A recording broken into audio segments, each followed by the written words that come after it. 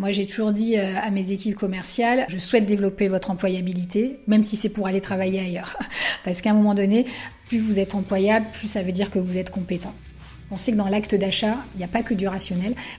Efficacité, productivité, mais également innovation dans les business models et transformation des chaînes de valeur. Je crois qu'il faut savoir se projeter très loin, avoir une ambition et une stratégie moyen terme à la hauteur de cette ambition et de cette vision qu'on a pour son compte. Bonjour à toutes et à tous, vous écoutez Vive la Vente, le podcast qui apporte des solutions simples à mettre en place pour booster l'efficacité de votre équipe commerciale. Si vous nous écoutez grâce à Apple Podcast ou Spotify, je vous invite à nous laisser une note et un commentaire. Vive la Vente vous est proposé par Up2, spécialiste de la vente et des commerciaux. 2 fois par mois, je reçois un ou une expert de la vente pour profiter de son expérience et lui demander ses meilleures pratiques commerciales. Et aujourd'hui, pour ce 5e épisode de notre 7e saison, j'ai le plaisir de recevoir Delphine Escudero, ex-directrice commerciale France de Talent. Delphine occupait avant ce dernier challenge les fonctions de Sales Director du département Finance et Assurance de Microsoft et a aussi été Account Director chez Wavestone pendant 11 ans. Elle va nous en parler beaucoup mieux que moi. On va d'ailleurs évoquer énormément de questions principales dans ce podcast, vous en avez l'habitude. D'abord, comment adapter une stratégie de vente auprès des grands comptes pour garantir une croissance continue et se renforcer une position de grand spécialiste. Ensuite, on va parler des méthodes commerciales spécifiques à utiliser pour gérer des ventes complexes et influencer toujours les grands comptes avec succès. Et enfin, comment est-ce qu'on peut intégrer l'innovation, notamment l'intelligence artificielle dans ses process de vente, dans ses approches commerciales pour aider la transformation digitale de ses clients. Bonjour Delphine, je suis ravi de te recevoir enfin sur Vive la Vente. Ça fait très longtemps que je voulais t'avoir sur le podcast. Comment vas-tu ? Bonjour Paul-Étienne, ravi également d'être là. Ça faisait longtemps qu'on en parlait et je suis vraiment très heureuse de partager ce moment avec toi. Je vais très bien, notamment parce que je rentre de vacances assez récemment. Ça fait, je le disais, un certain temps que je veux te recevoir sur le podcast parce que tu viens souvent à nos conférences, tu participes à nos contenus, on a des liens assez étroits avec toi à travers les quelques entreprises que j'ai citées tout à l'heure. Et d'ailleurs, j'aimerais que, comme d'habitude, on revienne sur ce qu'on appelle souvent dans la vente le track record, en commençant par tes débuts. Comment est-ce que tu es tombé dans la vente ? Je suis tombée dans la vente un peu comme Monsieur Jourdain qui faisait de la prose sans le savoir. C'est ce que nous disait Molière. Moi, je faisais de la vente sans le savoir quand j'étais dans des cabinets d'audit et de conseil qui ont un modèle très intégré où finalement on fait à la fois la réalisation des missions et leur avant-vente et leur vente. Là où vraiment j'ai basculé du côté uniquement de la vente, c'est chez Wavestone où j'ai rejoint une équipe commerciale et donc dans cette deuxième grande partie de mon parcours professionnel, j'ai appris un métier dédié à 100% à la vente. Aujourd'hui, les cabinets de conseil, ils ont un peu pignon sur rue et surtout, ils évoquent quelque chose pour tout le monde, mais quand tu arrives chez Wavestone, c'était quand même il y a un certain temps. Est-ce que tu peux remettre un petit peu dans le contexte toute l'évolution que tu as pu connaître dans cette entreprise qui maintenant est beaucoup plus connue du grand public ? Bien sûr, quand j'arrive chez Wavestone, moins de 1000 collaborateurs, donc effectivement beaucoup plus petit qu'aujourd'hui et avec un positionnement très lié à la technologie. Entre-temps, différents... En quelle année ? En 2009. Entre-temps, différents rachats, notamment la fusion avec Kurt Salmon, qui a été une opportunité en 2016 de refonder le cabinet Wavestone depuis son nom, en passant par son positionnement et son organisation interne également. Une aventure passionnante et avec un fondamental qui a été maintenu, celui d'une équipe commerciale et qui a permis, je pense, de contribuer à la transformation et du positionnement et du modèle opérationnel de Wavestone. On peut rentrer un peu dans le détail. Quand tu arrives, d'abord, quel est ton rôle ? Quelles sont aussi les méthodes commerciales de Wavestone à ce moment-là ? La spécificité de Wavestone, c'est d'avoir, via Solucom, qui était le cabinet de conseil d'origine, cru à l'intérêt de développer une filière de account management très tôt. Donc d'avoir une équipe commerciale spécialisée dans les clients, dans les secteurs d'activité également, et donc de pouvoir travailler cette relation dans la durée de manière volontariste. Et donc pour répondre à ta question, la stratégie commerciale, elle n'était pas liée qu'à la promotion de l'offre, elle était également liée à l'entretien et le développement d'une relation avec des clients choisis, ciblés et entretenus dans une vraie filière de account management. Et ça, c'était mis en place déjà en 2009 quand tu arrives, oui. Il y a tout de suite... Donc il s'était beaucoup spécialisé, ce qui est pourtant basé un petit peu sur un modèle anglophone qu'on a mis du temps à adapter en France. Donc toi, quand tu l'intègres, tu arrives dans quelle position ? J'arrive en tant qu'ingénieur d'affaires, je prends en charge un certain nombre de clients, notamment dans le secteur de l'assurance, et mon travail consiste à développer ces comptes et chez ces comptes, essayer d'installer un maximum d'offres du cabinet qui s'appelle Solucom à l'époque. Donc on dit upsell, cross-sell maintenant. C'est ça. Et qu'est-ce qui fait que ça marche ? Qu'est-ce qui fait que ça fit ? Pourquoi tu es resté 11 ans dans une entreprise comme Wavestone ? Alors, je suis restée longtemps parce que j'ai eu l'opportunité de faire évoluer cette fonction. J'ai eu des rôles assez vite de management commercial sur des périmètres différents, des secteurs d'activité différents, des tailles d'équipes différentes. Et c'est ce qui m'a passionnée puisque j'ai vécu aussi la transformation de Wavestone dans des rôles différents. Tu citais tout à l'heure mon dernier rôle chez Wavestone de Account Director. Donc effectivement, un des derniers rôles que j'ai occupé, c'était de développer un compte en particulier dans le secteur finance, BNP Paribas pour ne pas le citer, où avec une équipe, on avait en charge l'entièreté de la promotion, de la proposition de valeur de Wavestone. Pour nos auditeurs, peut-être que ça peut sembler abstrait pour certains d'entre eux, d'avec une seule équipe de vente développer un seul compte. Tu peux nous expliquer pourquoi ? Pour te donner quelques repères, quand je prends la responsabilité de ce compte, c'est un compte parmi d'autres, plutôt un petit compte, moins d'1 million d'euros de chiffre d'affaires. Et puis c'est de la RR ? Oui, même si on peut pas considérer dans le secteur du conseil qu'on a beaucoup de récurrents, mais on va dire que c'était en tout cas un repère un petit peu stable. On va mettre quelques années à développer ce compte, à le faire grandir jusqu'à ce que ça devienne le premier compte du cabinet Wavestone, mais jusqu'à ce que ça devienne surtout un des tout premiers comptes fournisseurs parmi les cabinets de conseil de BNP Paribas.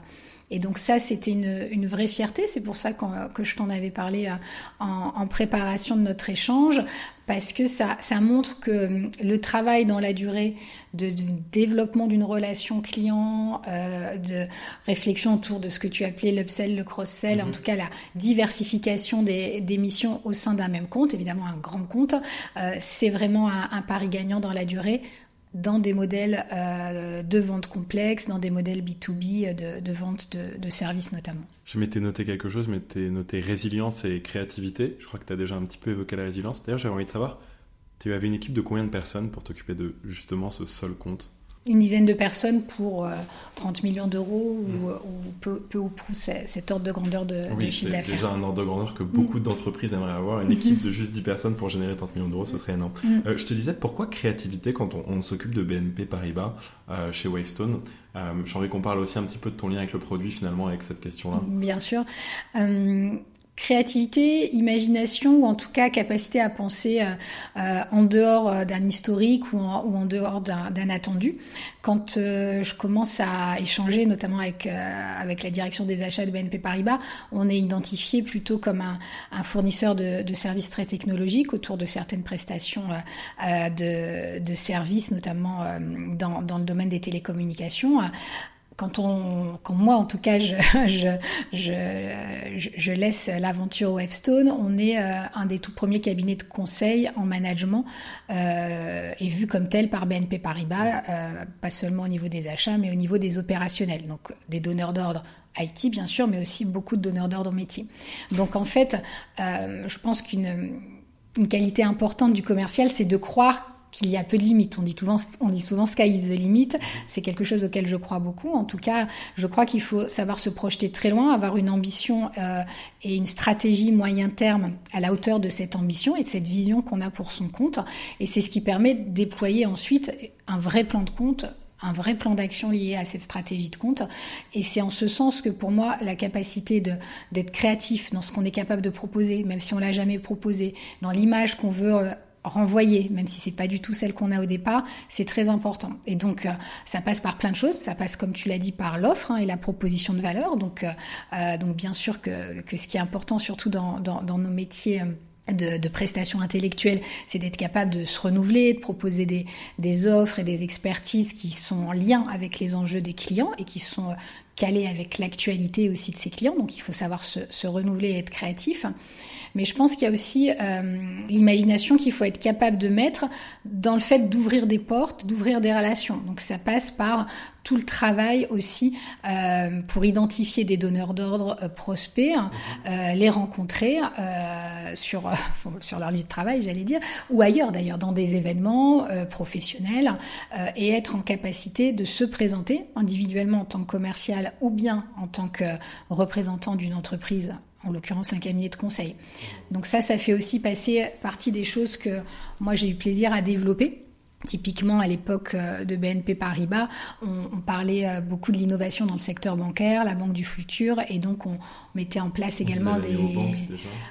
Tout à fait, et plein d'autres choses liées à l'innovation dans le secteur bancaire, et donc un certain nombre d'événements professionnels organisés par Wavestone ou par d'autres partenaires étaient l'occasion de prendre la parole et de rencontrer nos clients.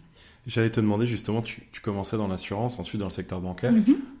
D'expérience avec ce podcast, j'ai le sentiment que c'est des secteurs assez hermétiques avec une organisation extrêmement précise, des interlocuteurs évidemment multiples à convaincre et bien sûr des règles très fixées, très publiques aussi. Est-ce qu'il y a des méthodes de vente particulières pour approcher ces secteurs que tu as envie de partager pour justement les directeurs commerciaux qui nous écoutent et qui ont du mal à craquer ces secteurs très hermétiques-là? Ce sont des secteurs où la technicité du métier est importante. Donc, idéalement, c'est mieux de savoir parler le métier de son client. Ça, c'est une règle générale. Connaître son industrie, connaître ses spécificités. Et dans ces cas-là, quand on n'a pas cette connaissance à la base, savoir s'entourer d'experts pour être capable, dans les rendez-vous de prospection, de parler le même langage que son prospect ou son futur client. Ça me paraît essentiel. Il y a un lexique, quoi. Il y a un verbatim à avoir absolument. C'est ça. Il y a un certain nombre de mots, comme tu le dis, mais aussi de compréhension des enjeux, des attendus. Dans le secteur bancaire, on ne parle pas du chiffre d'affaires. On parle du PNB. Ça paraît une évidence quand on est dedans, mais quand on est un commercial qui a travaillé dans d'autres secteurs d'activité, ça doit s'apprendre. Et donc, ma recommandation, évidemment, c'est de profiter de l'expertise de son entourage ou de son propre écosystème pour apprendre ça rapidement, ou simplement aller en rendez-vous avec des personnes un peu plus initiées aux spécificités sectorielles. J'étais persuadé que c'était ta plus belle vente, BNP Paribas. C'est quoi finalement J'avais un invité qui avait dit lors d'un épisode, la plus belle vente, on se souvient où on était lorsqu'on a reçu le coup de fil, par exemple, si ça peut t'aider à t'en souvenir. Est-ce que tu as un exemple comme ça? J'en ai plusieurs des exemples, et pour citer un autre environnement, je me souviens aussi chez Microsoft d'une vente qu'on a fait pour une filiale du groupe BPCE, à qui on a vendu une solution de CRM, Dynamics, donc la solution de Microsoft. Pourquoi j'ai tout à coup ce souvenir? Parce que ça fait partie de ces ventes auxquelles on ne croyait pas nécessairement, parce qu'on était challenger. Et j'ai personnellement poussé pour qu'on y aille, qu'on fasse un go sur cette avant-vente. La pièce est tombée du bon côté, très bon souvenir, parce que la probabilité au démarrage n'était pas en notre faveur, puisqu'un concurrent leader sur ce marché-là était également en lice et avait déjà fait un travail depuis un certain temps auprès de ce compte. Pourquoi je m'en souviens avec émotion? Parce qu'on a réussi à mettre en place un certain nombre d'échanges, un plan de lobbying, on pourrait dire, auprès aussi bien du métier que de l'IT, qui nous a été au final favorable. Et je crois beaucoup à ça, c'est-à-dire la capacité qu'on doit avoir, que ce soit dans le cadre d'une avant-vente ou plus largement du développement d'un compte, de cartographier les parties prenantes internes et externes, et puis de voir de manière très scolaire nos points forts, nos points faibles, nos axes de différenciation par rapport à la concurrence. On les a traités les uns après les autres, et finalement, comme je le disais, la pièce est tombée du bon côté. Ça m'intéresse beaucoup cette expression, la pièce est tombée du bon côté, parce que souvent, quand on est un responsable commercial, d'autant plus lorsqu'on vise des grands projets, ça peut être des appels d'offres aussi par exemple, on se demande est-ce que ça vaut la peine de lancer ses équipes, de donner les efforts. Et là finalement, ce que tu es en train de dire, c'est que ce qui était beau dans cette vente, c'est que c'était vraiment pas sûr, mais que sky is the limit, comme tu disais tout à l'heure, ça en valait la peine de le tenter et que ça réussisse derrière. D'autres peuvent dire que le deuxième meilleur commercial, c'est une notion que j'ai travaillée dans le podcast auparavant et sur nos webinars, le deuxième meilleur commercial peut être celui qui abandonne en premier et qui peut donc se consacrer à d'autres comptes. Comment est-ce qu'on arrive à sentir, c'est pas que de l'instinct, hein, la vente est aussi une science bien sûr et surtout une science, comment est-ce qu'on juge de cette chose-là? Comment est-ce qu'on se dit, ah là ça vaut la peine d'y aller ou pas? Est-ce que toi tu as des critères justement? Oui. Des critères, des process. Je pense qu'effectivement, il ne faut pas se fier qu'à son instinct, parce que en tant que commercial qui se met peu de limites, j'ai pu avoir tendance par le passé à vouloir aller à tout prix sur certaines avant-ventes. Donc je comprends complètement ton point, qui est de savoir renoncer pour consacrer son énergie à d'autres dossiers où la probabilité est meilleure. Donc en plus, toi, tu as un profil d'ingénieur d'affaires, donc tu as aussi peut-être une perception un peu plus mathématique, et on va dire critère par critère de ton appréciation des choses. Tu dois avoir un jugement peut-être un peu plus tempéré. Donc je voulais aussi savoir ton appréciation des critères qu'il fallait mettre en place pour ne pas y aller pour rien, quoi. Je pense qu'il faut savoir, évaluer ces critères à plusieurs. Ne pas être seul à prendre une décision. Les critères vont être assez simples, hein. Ça va être les critères qui permettent d'évaluer la probabilité de gain. Donc concrètement, est-ce qu'on est identifié du client? Est-ce qu'on a des promoteurs chez ce client? Est-ce qu'on a déjà fait un travail avant même d'être consulté pour installer une image, voire une proposition de valeur liée au dossier chez ce client? En fonction de l'évaluation de la Power Map et de l'effort de lobbying à faire, en fonction aussi de manière très rationnelle de nos forces et faiblesses. Donc je pense que c'est important de bien connaître ses concurrents. On peut aussi évaluer nos vraies chances de gagner, c'est-à-dire notre capacité à traiter des points faibles, voire des objections déjà exprimées, et notre capacité bien sûr à valoriser nos points forts. Donc pour moi, ces critères-là, ils doivent être screenés, entre guillemets, évalués de manière très rationnelle, effectivement. Ils doivent être aussi pondérés par rapport à une ambition. Il y a des moments où on peut décider que même si la probabilité est un peu faible, ça vaut le coup d'y aller parce qu'on a besoin, si ce n'est d'acheter des références, à minima d'avoir rapidement des références par rapport à un certain produit ou à un certain sujet pour gagner en légitimité et ensuite aller gagner d'autres dossiers.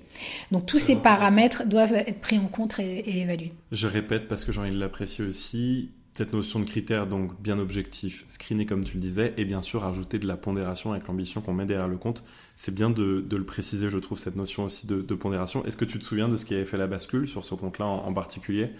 Oui, alors dans la décision de go no go, en fait, justement le fait que Microsoft voulait promouvoir au maximum cette offre autour du CRM, n'étant pas le leader sur le marché à ce moment que je suis en train d'évoquer, c'était important aussi d'aller gagner des références. Donc ça a joué. Et puis aussi de manière très scientifique, on a regardé ce qui pouvait nous aider à gagner. On a vu qu'une des filiales à l'étranger utilisait déjà la même solution. Donc on s'est dit qu'on capitaliserait sur cet argument et que ça pourrait peut-être aussi nous servir dans l'avant-vente. Je pourrais te citer plein d'autres arguments, mais voilà, ça fait partie des éléments très rationnels qu'on a observés, qu'on a pondérés, et à un moment donné, on a décidé d'y aller. C'est très intéressant, donc merci beaucoup. J'ai envie de continuer de creuser un peu les process de vente qu'on peut retenir, et j'avais préparé cette question que normalement je ne pose pas, mais je l'avais préparée pour toi. Donc c'est bousculer un peu nos habitudes sur ce podcast, parce qu'on se souvient aussi de ces moins bons contrats, ceux qu'on n'a pas réussi à décrocher pour une raison ou pour une autre. Et justement, je voulais te demander, selon toi, quels peuvent être les manquements courants, habituels que tu as appris à éviter avec le temps, surtout quand on s'adresse à des grands comptes. La première chose, ça a été d'ignorer la concurrence. Parfois, on est tellement... Là, par exemple, tu savais qu'il y avait un compétiteur plus en place. Tout à fait. Parfois, on le sait, mais on regarde assez peu l'information dans le détail. Et donc, on analyse pas toujours de manière complètement rationnelle notre positionnement relatif, nos points de force, nos points de faiblesse et ces fameux axes de différenciation. Donc, un premier point d'attention que j'ai en général, c'est de décentrer la discussion de nous, de notre solution, de notre offre, pour regarder le marché, regarder qui sont nos vrais concurrents, qu'ils aient déjà ou pas une longueur d'avance. Ça, c'est une première chose. Une deuxième chose, c'est dans les manquements, mais c'est un peu lié aussi, c'est de regarder l'ensemble des parties prenantes qui peuvent influencer une vente. Souvent, on connaît bien le donneur d'ordre qui est en train de lancer un appel d'offres ou qui sollicite le marché.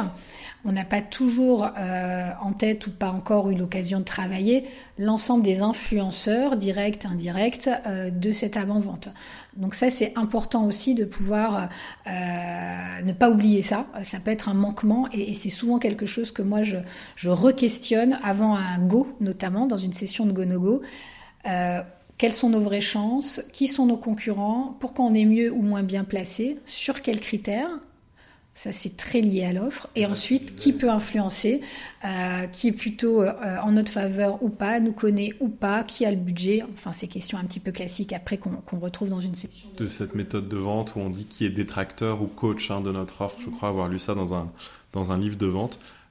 Tu as donc passé 11 ans chez Wavestone, puis 3 ans chez Microsoft, on le disait dans plutôt la partie finance. Qu'est-ce que ces expériences t'ont respectivement appris sur la vente ? L'expérience Wavestone a été, comme je le disais, importante et significative parce qu'elle m'a permis de comprendre que c'est un vrai métier, le commerce, y compris dans nos métiers de vente de prestations intellectuelles, de vente complexe. Et apprendre que ce métier de commercial peut se décliner dans ce secteur-là, vu mes débuts dans le secteur de l'audit et du conseil, avait été une première révélation. Ensuite, j'y ai appris évidemment plein de choses, et notamment à entretenir une relation dans la durée. On a parlé de Power Map tout à l'heure, on a parlé de plan de compte. Je pense que le fil rouge, c'est vraiment définir une stratégie de compte, court et moyen terme, et ça, c'est quelque chose que j'ai appris très tôt chez Wavestone, puisque le métier commercial chez Wavestone, c'est un métier d'account management. Et donc, qui dit account management dit stratégie de compte, plan d'action associé et capacité à piloter l'ensemble de ses actions à 3 mois, à 6 mois, mais aussi à 1 an, 2 ans ou 3 ans. Donc ça, c'est vraiment un métier et quelque chose d'important que j'ai appris et ce que j'en retiens, c'est que la relation client et la fidélité client qu'on a vis-à-vis de ses clients et vice-versa, c'est vraiment quelque chose qui peut faire la différence dans nos métiers. Je crois beaucoup à l'éthique et à la loyauté dans le monde des affaires et dans le métier commercial en particulier. Wavestone m'a notamment appris ça et le fait qu'on est souvent récompensé pour sa loyauté, sa fidélité vis-à-vis des clients. C'est la première fois qu'on me dit ça parce que le turnover est très fort chez les commerciaux. Je pense que tu l'as constaté aussi. C'est difficile de fidéliser parfois aussi ces commerciaux, certainement dans des secteurs en plus aussi compétitifs que celui de la tech, de la transformation digitale. Tu l'as peut-être un peu plus vu chez Microsoft que chez Wavestone, je ne sais pas. Comment est-ce qu'on arrive à fidéliser ce métier qui est aussi volatile qu'il peut l'être justement ? Alors, c'est ça qui est intéressant, c'est que il faut réussir à fidéliser un client au-delà de la personne du commercial. Moi, je crois beaucoup au modèle de vente collectif, notamment dans notre métier de conseil, de service ou dans la tech en général. Et effectivement, pour pouvoir fidéliser, il faut que le nom de l'entreprise puisse prévaloir exactement sur la relation intuitu-personnelle. Bien sûr, je crois beaucoup aux relations humaines et donc il faut trouver le juste milieu entre les deux. Mais en tout cas, moi je suis plutôt sur un modèle commercial très collectif, on va dire, avec bien sûr un commercial ou une équipe commerciale qui travaille avec des équipes opérationnelles, des équipes de customer success ou des équipes qui d'une manière ou d'une autre contribuent à la relation client, et c'est bien l'ensemble de ces acteurs qui à un moment donné vont incarner une image, vont incarner une relation auprès d'un client. Ça me paraît essentiel. Je pense que ça fait longtemps, voire très longtemps, qu'on ne croit plus, en tout cas moi je n'y crois plus, au commercial un peu loup solitaire, un peu mercenaire, qui partage pas ses contacts, qui évidemment ne les rentre pas dans le CRM et qui va chercher sa vente tel le chevalier blanc et revenir avec voilà son totem. Ça pour moi c'est vraiment une époque complètement révolue, à la fois comme tu l'as dit parce qu'il y a du turnover dans les équipes commerciales, donc il faut être capable de s'organiser et de s'outiller pour ne pas dépendre d'une personne et donc d'un commercial, mais aussi parce que je crois beaucoup que il faut savoir incarner son offre, son produit, son service au-delà de la personne du commercial. J'avais en plus assez envie d'en parler de l'évolution du métier de commercial, peut-être plutôt après, mais... Peut-être que je vais répondre à ta deuxième question qui était... finalement, qu'est-ce que j'ai appris chez Microsoft, puisque je t'ai dit ce qui m'avait le plus marqué chez Wavestone, à savoir cette qualité de la relation client dans la durée et de la stratégie de compte associé. Si je devais retenir une chose aussi forte chez Microsoft, ça serait l'importance du pilotage commercial et de la prédictibilité commerciale.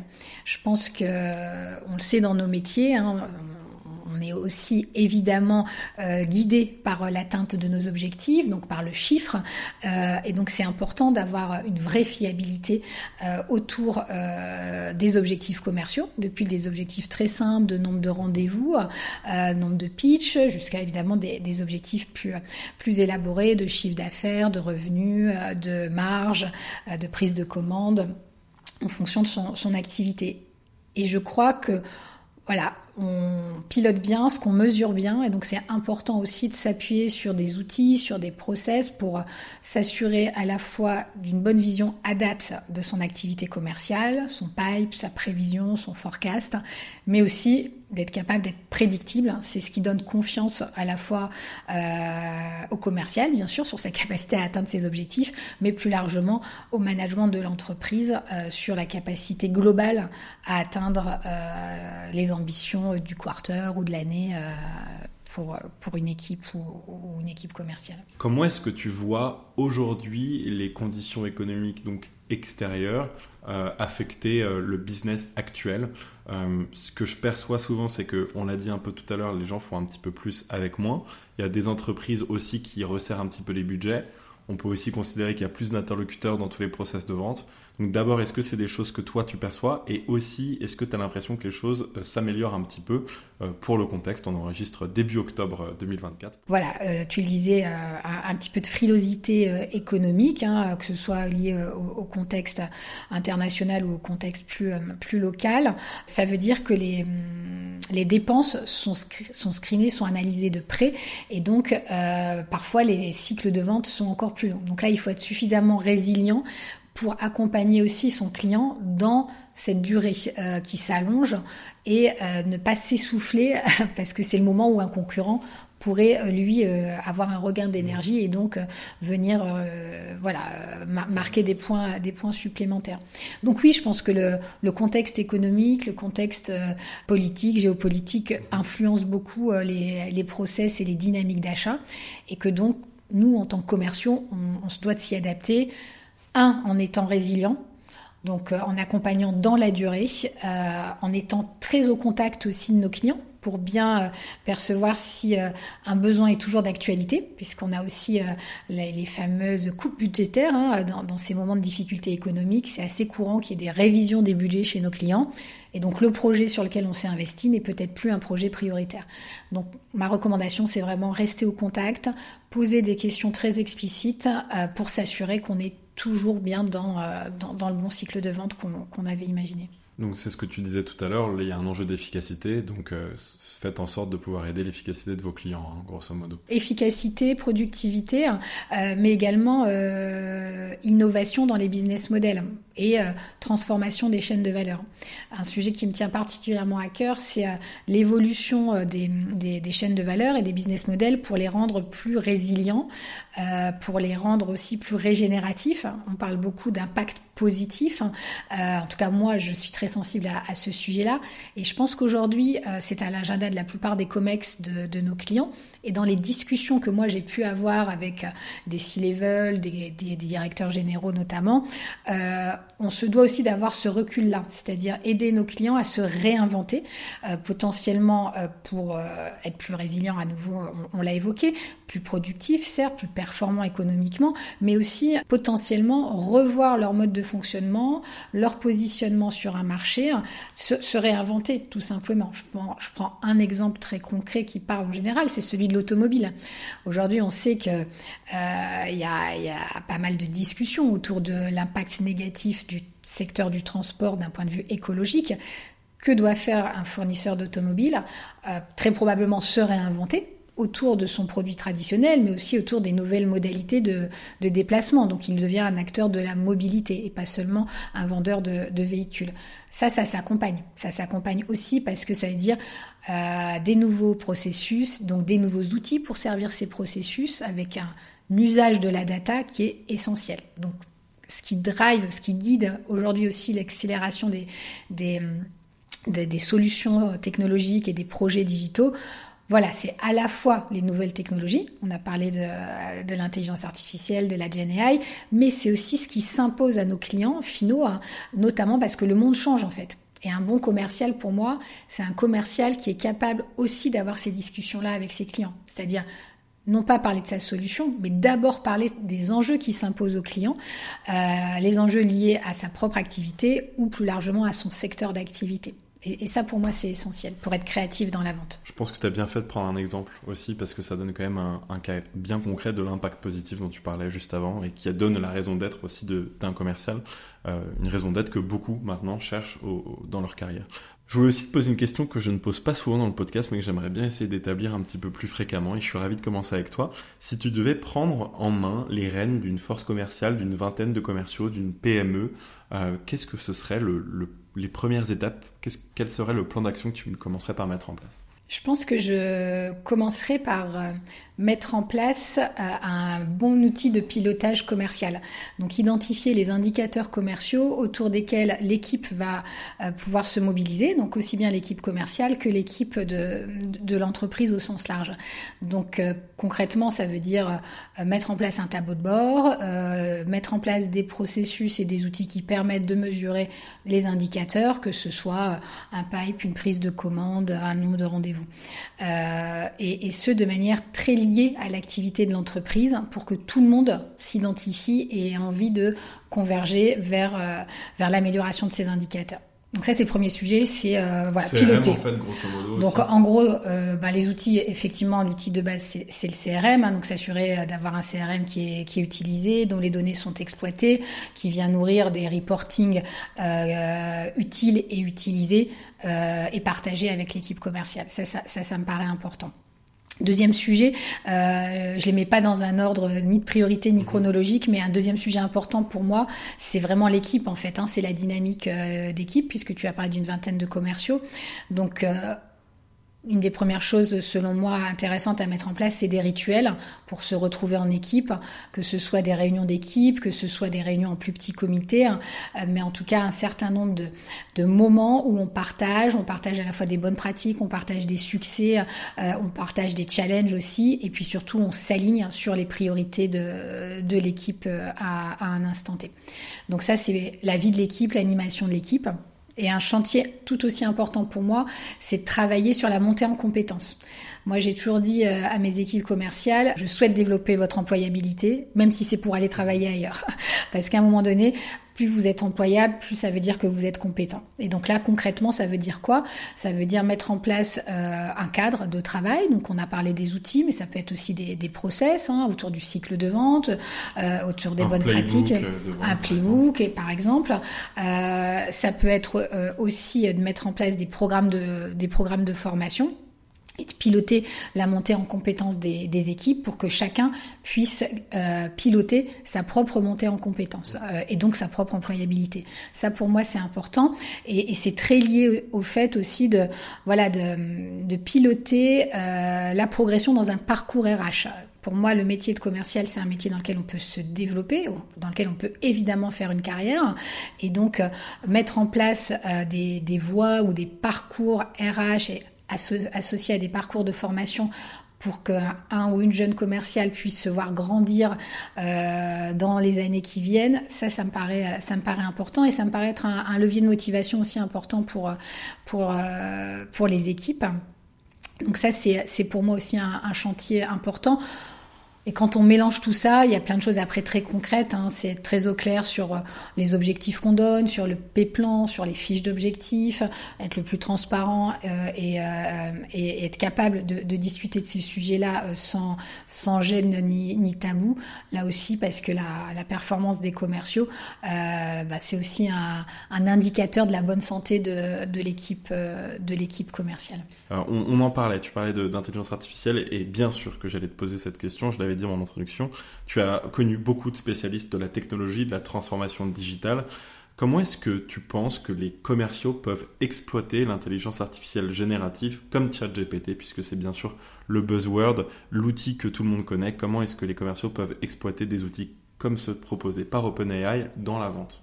Un bon commercial, c'est un commercial évidemment suffisamment organisé, mais suffisamment productif pour libérer du temps de relation client. Moi, je pense qu'on a beaucoup d'impact quand on est face à son client. Et donc, pour avoir du temps disponible, il faut économiser du temps sur des activités un petit peu plus de back-office, de formalisation, etc. On dit que 2/3 du temps d'un commercial est consacré à autre chose que le fait de vendre. C'est ça, exactement. C'est plus ou moins la bac que j'avais. J'aurais dit en tout cas plus de 50% de son temps est généralement consacré à autre chose que l'interaction avec ses clients.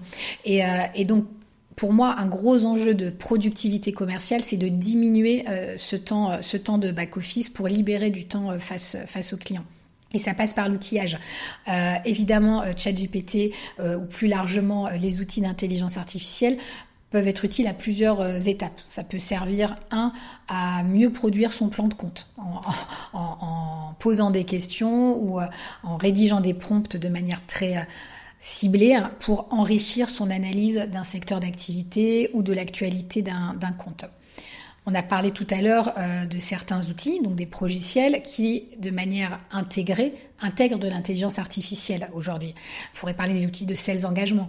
On pourrait parler de Sysmic, par exemple. On a parlé de Sales Navigator tout à l'heure ou Zoom Info. En fait, il y a beaucoup d'intelligence artificielle aussi, pas nécessairement d'IA générative, mais d'IA tout simplement, qui sont encore plus efficients quand c'est dans l'outil, dans le progiciel, dans l'outil de CRM. Bien sûr, Salesforce embarque aujourd'hui des fonctionnalités fondées sur l'intelligence artificielle.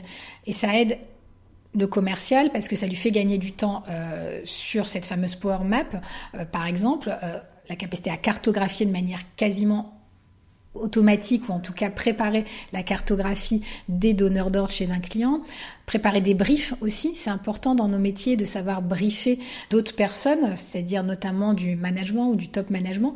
Donc faire un brief exec, comme on dit, ça peut prendre du temps. Aujourd'hui, avec les outils de GenAI, on gagne beaucoup de temps parce qu'on peut pré-rédiger des notes de brief assez rapidement. Donc ça, j'y crois aussi beaucoup. Et puis bien sûr, ça sert à de mieux en mieux connaître la concurrence, à construire des battle cards, donc sans des cartes de bataille, sans passer trop de temps à soi-même cruncher de la data sur Internet ou ailleurs. Donc oui, moi je crois beaucoup au fait de gagner du temps grâce à l'IA. Dans nos métiers aussi, il y a toute cette partie liée aux prestations intellectuelles et donc aux projets informatiques. Concrètement, il faut mobiliser des équipes. Ce qui peut être utile à faire avec l'IA, c'est de faciliter le match entre des compétences, des expertises et des besoins chez nos clients. Donc aujourd'hui, il y a des outils qui se positionnent là-dessus. Ooze, par exemple, est un acteur logiciel qui fait ce travail de matching et d'optimisation des ressources sur les projets. Ça fait gagner aussi en productivité et ça fait gagner du temps aux commerciaux qui n'ont pas à lire des dizaines et des dizaines de banques de CV pour essayer de matcher un besoin chez leurs clients. L'IA facilite ce travail. L'IA facilite aussi le travail d'analyse des appels d'offres. Donc ça peut passer soit par des logiciels comme ce que je viens d'évoquer ou par des solutions spécifiques. Chez Talent, par exemple, qui est un acteur reconnu dans le domaine de l'intelligence artificielle, on développe aussi des solutions comme ça basées sur de l'IA pour faciliter le travail des réponses à appel d'offres. Le temps passe vite, on en parlait, que ce soit pour certains secteurs, que ce soit pour les technologies qu'on peut avoir, mais parfois les choses évoluent pas forcément assez rapidement. Et je voulais terminer cette partie que j'appelle un peu zone de génie avec un sujet qu'on avait tous les deux évoqué auparavant, que ce soit lors de nos conférences ou en préparant ce podcast, et c'est la place des femmes dans la vente. D'ailleurs, tu es vice-présidente de l'association Be Bold for Change en France, tu nous en parleras, j'espère, avec cette réponse. Donc, on le voit dans nos écosystèmes ou sur ce podcast même, ou sur LinkedIn, il y a une grande majorité d'hommes dans la vente. D'abord, pourquoi, selon toi? J'ai envie d'avoir ton point de vue sur la question. Et aussi, comment est-ce que les choses devraient évoluer? Comment est-ce qu'on peut les faire évoluer? C'est un constat que je partage. Effectivement, le métier commercial aujourd'hui embarque plus d'hommes factuellement. Donc, je le constate quand je recrute ou quand je rejoins une équipe. C'est souvent le cas. Tu parlais du cliché du vieux loup solitaire tout à l'heure et ça me faisait penser parce que tu le disais au masculin et que c'est comme ça qu'on voit. Je parodie avec le loup de Wall Street, c'est pas exactement le cas, mais c'est comme ça qu'on voit le caméra café, etc. Le cliché du commercial. Et exactement. Et c'est un élément de réponse. Je pense que comme plein d'autres sujets, il y a un certain nombre de stéréotypes en fait qui sont associés au métier commercial, y compris dans les qualités attendues d'un commercial. Donc, on a souvent entendu parler de l'agressivité commerciale, de la pugnacité, et cette manière d'exprimer les choses ont peut-être eu tendance soit à éloigner des femmes, soit tout simplement à faire en sorte que les femmes ne se reconnaissent pas dans les annonces, par exemple, dans la manière dont elles sont rédigées, les annonces, dans les équipes telles qu'elles sont incarnées aujourd'hui. Donc, ce constat étant fait, on pourrait le généraliser à plein d'autres métiers. La tech aussi, par exemple. La tech aussi, exactement. Je pense qu'il faut s'attaquer au problème le plus tôt possible. Donc, comme pour la tech, dès les petites classes, dès le collège, dès le lycée, expliquer nos métiers, les métiers de la tech ou les métiers commerciaux, et a fortiori dans les écoles, que ce soit des écoles d'ingénieurs ou des écoles de commerce. Les écoles de commerce qui portent assez mal leur nom, les écoles de management, voilà. les cours de commerce sont assez peu développés en fait. Donc je pense aussi que ce sont des domaines et des métiers qu'il faut continuer à promouvoir, à présenter et à incarner. Un autre sujet, c'est les rôles modèles. Plus il y aura de directrices commerciales, de femmes dans des postes à responsabilité qui incarnent ces métiers-là, plus ça permettra à de jeunes femmes ou à de jeunes commerciales de se projeter dans cette fonction-là et s'y projeter dans la durée.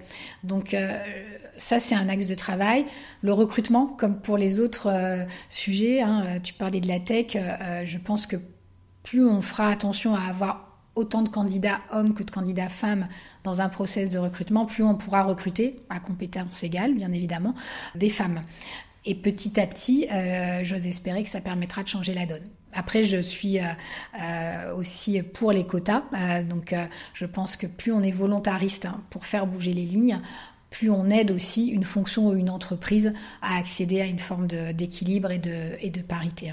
Le métier de commercial, c'est aussi un métier, on le disait, qui a beaucoup changé entre tchatcher et quelqu'un qui écoute. Je pense que la perception de ce métier, on en parlait, a aussi un peu évolué. Et justement, pour bien juger des qualités d'un commercial, j'avais envie de te demander comment est-ce qu'on fait passer un entretien, comment est-ce qu'on jauge les qualités d'un commercial ou d'une commerciale, du coup, en 2024 ? J'ai beaucoup recruté en 2024 puisqu'on avait un objectif d'une dizaine de recrutements sur le premier semestre, objectif atteint. Je pense effectivement que dans les critères à évaluer pour recruter un bon commercial, on a des critères de base, j'ai envie de dire, qui sont ceux à instruire pour n'importe quel recrutement dans un métier de la tech ou du conseil en général. C'est la capacité d'analyse et de synthèse. C'est pas trivial, parce que souvent, comme tu l'as évoqué, on va peut-être avoir tendance à regarder des qualités autour du relationnel plutôt que des compétences un peu plus classiques. Mais pour moi, c'est essentiel parce que un bon commercial, c'est un commercial qui peut analyser son client, qui peut avoir une vision stratégique sur comment emmener son compte plus loin. Donc ça, pour moi, c'est essentiel. Bon, le relationnel me semble rester une qualité importante. Mais il y a différents types de relationnels. Tu parlais de la caricature du commercial un peu extraverti ou tchatcheur. Moi, je pense que il y a autant de profils de commerciaux que de profils de personnalités différents. Ce qui va être important, c'est la capacité d'écoute.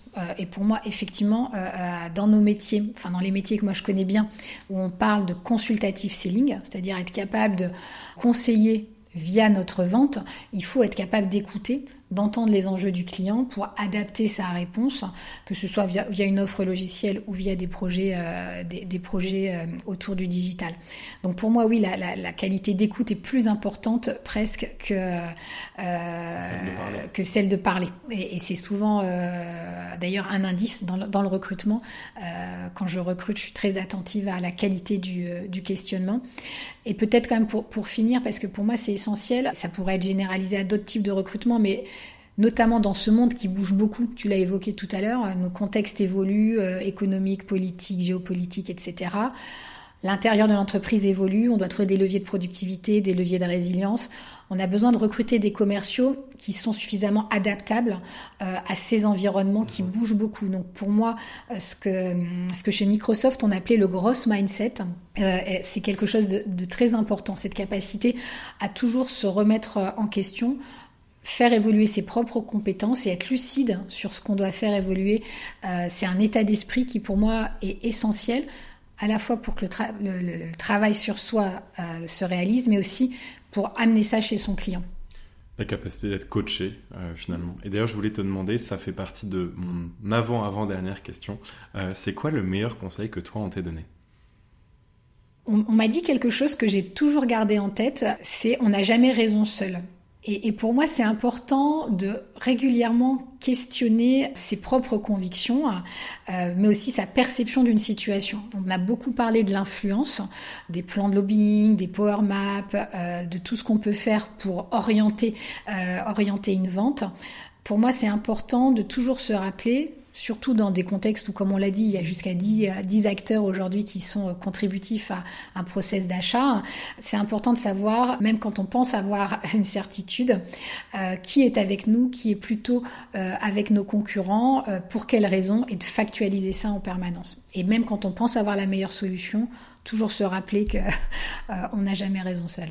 Et toi, si tu pouvais t'envoyer un conseil un peu flashback, justement 15 ans en arrière, en 2009, lorsque tu commences chez Wavestone, est-ce que tu aurais envie de te dire quelque chose en particulier dans cette capsule à remonter le temps ?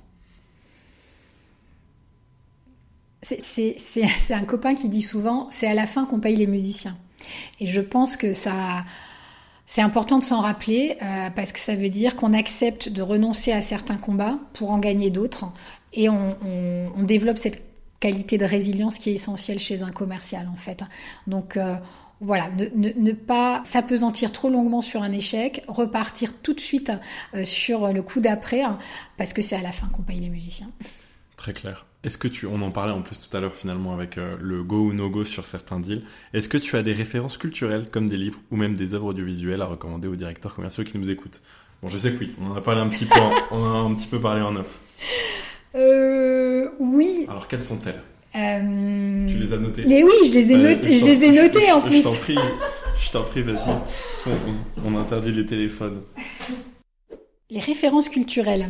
Alors, j'en ai une qui va peut-être te surprendre, mais qui pour moi est importante. C'est un film en fait. Ok, bah j'aime bien que tu me dises ça. Ça va peut-être te surprendre parce que c'est un film assez léger. C'est La vengeance d'une blonde. Ah. Je sais pas si tu connais ce film. Oui, je le connais. Et je trouve que tout y est, en fait. Je trouve que l'héroïne, Elle Woods, est une excellente commerciale, à la fois parce qu'elle est empathique, et donc très à l'écoute de sa cliente, en l'occurrence.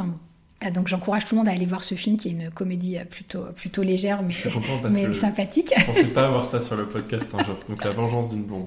Voilà, tu mettras les références exactes. Voilà, La vengeance d'une blonde. Donc l'empathie, je pense que c'est important d'être capable de se mettre à la place de son client et ça rejoint cette qualité d'écoute qui pour moi est essentielle.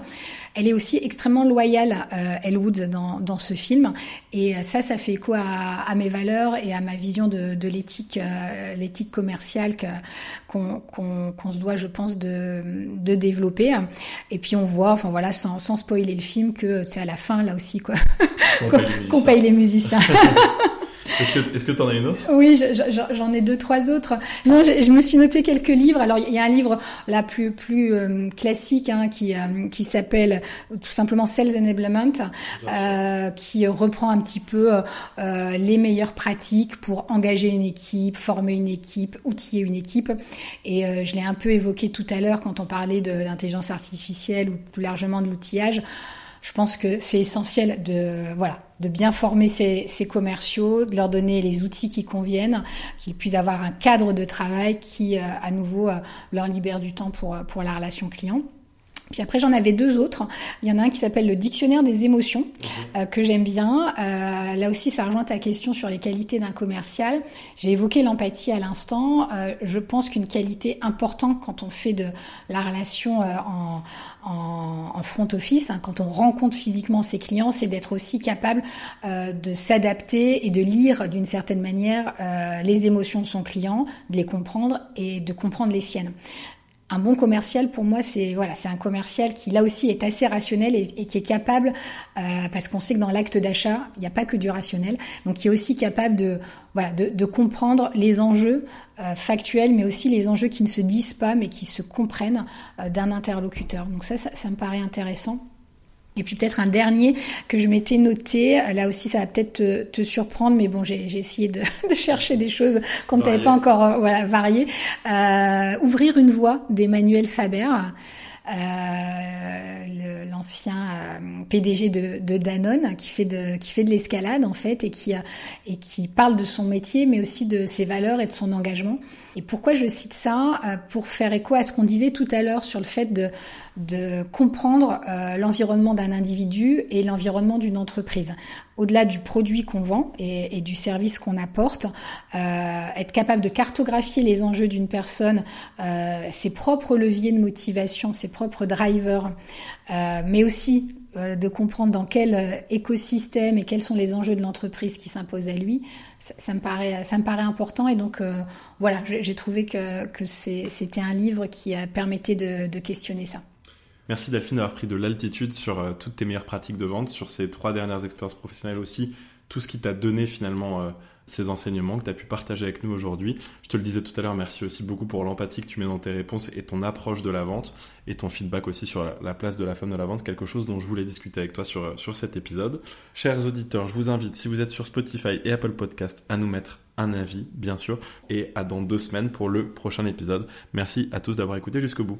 À bientôt. Voilà, merci beaucoup. Merci Paul-Étienne.